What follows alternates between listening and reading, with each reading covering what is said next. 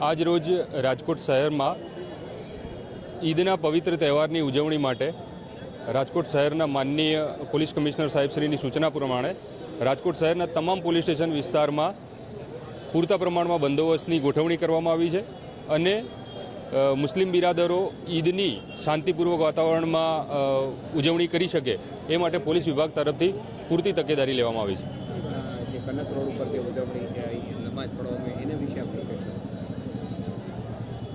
આ કનક રોડ ઉપરની જે ઈદગાહ છે એ ડિવિઝન પોલીસ સ્ટેશન વિસ્તારમાં આવે છે અને અહીંયા પણ પૂરતા પ્રમાણમાં બંદોબસ્ત સાથે શાંતિપૂર્ણ વાતાવરણમાં હમણાં જ થોડો સમય પહેલાં જ ઈદની નમાજ પૂર્ણ થઈ છે। આજે માહે રમઝાન મુબારકની સદર જુમા મસ્જિદના ઈદગાહ મસ્જિદની અંદર હજારોની તાદાદમાં લોકોએ નમાજ અદા કરી અને આજ રાજકોટ પોલીસ કમિશનર પણ અમને ઈદ મુબારકની શુભકામના પાઠવેલી છે। અમે પણ સમગ્ર રાજકોટને ખૂબ ખૂબ ઈદની શુભકામનાઓ પાઠવી છીએ કે રાજકોટ અમન અને શાંતિને ભાઈચારો જળવાઈ એવી આજના મુબારક દિવસે અમે દુઆ કરી। કેટલા નમાજ પડવા લોકો આવ્યા હતા? અહીંયા લગભગ 5 થી 7 હજાર લોકોની વ્યવસ્થા હતી। અમારે ઈદગાહ ટૂંકી પડી તો રોડ ઉપર પણ નમાજ અદા કરી અને એકદમ શાંતિથી અને એકલાસ અને ભાઈચારાના વાતાવરણમાં નમાજ પણ અદા થઈ।